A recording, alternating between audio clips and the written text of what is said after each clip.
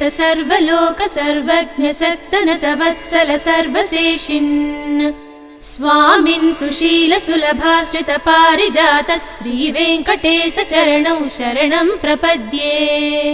श्रीमन् कृपाजलनिधे कृत सर्वलोक सर्वज्ञ शक्तनतवत्सल सर्वशेषिन् स्वामिन् सुशील सुलभाश्रित पारिजात श्रीवेङ्कटेश चरणौ शरणं प्रपद्ये।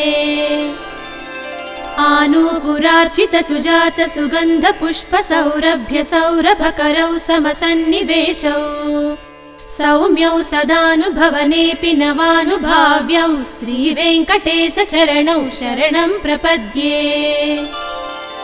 सद्यो विकासि समुदित्वर सान्द्र राग सौरभ्य निर्भर सरोरुह साम्यवार्ताम् सम्यक्षु साहसपदेषु विलेखयन्तौ श्रीवेङ्कटेश चरणौ शरणं प्रपद्ये। रेखामयध्वज सुधाकलशातपत्र वज्राङ्कुशाम्बुरुह कल्पक शङ्ख चक्रैः भव्यैरलङ्कृत तलौ परतत्त्वचिह्नैः श्रीवेङ्कटेश चरणौ शरणं प्रपद्ये। ताम्रोदरच्युति पराजित पद्मरागौ बाह्यैर्महोभिरभिभूत महेन्द्र नीलौ उद्यन्नकांशुभिरुदस्त शशाङ्कभासौ श्रीवेङ्कटेश चरणौ शरणं प्रपद्ये। सप्रेम भीति कमलाकर पल्लवाभ्यां संवाहनेऽपि सपदि क्लममादधानौ कान्ताववाङ्मानस गोचर सौकुमार्यौ श्रीवेङ्कटेश चरणौ शरणं प्रपद्ये। लक्ष्मी मही तदनुरूप निजानुभाव नीलादि दिव्य महिषीकर पल्लवानाम् आरुण्य संक्रमणतः किल सान्द्र रागौ श्रीवेङ्कटेश चरणौ शरणं प्रपद्ये। नित्यानमद्विधि शिवादि किरीटकोटि प्रत्युक्त दीप्त नवरत्न महप्ररोहैः नीराजनाविधि मुदारमुपादधानौ श्रीवेङ्कटेश चरणौ शरणं प्रपद्ये।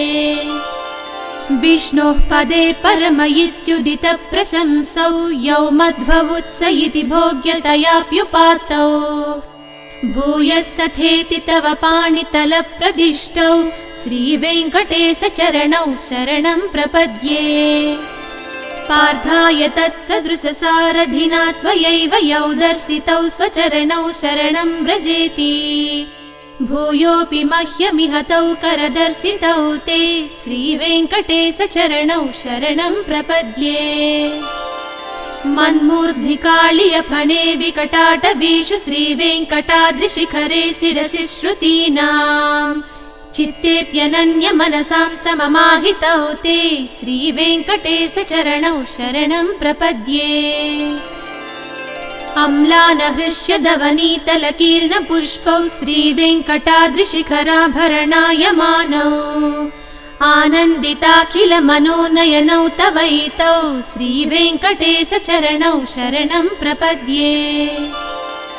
प्रायः प्रपन्न जनता प्रथमावगाह्यौ मातुस्तनाविवसिसौरमृतायमानौ प्राप्तौ परस्पर तुलामतुलान्तरौ ते श्रीवेङ्कटेश चरणौ शरणं प्रपद्ये। सत्वोत्तरै सतत सेव्य पदाम्बुजेन संसारतारक दयाद्रदृगं चलेन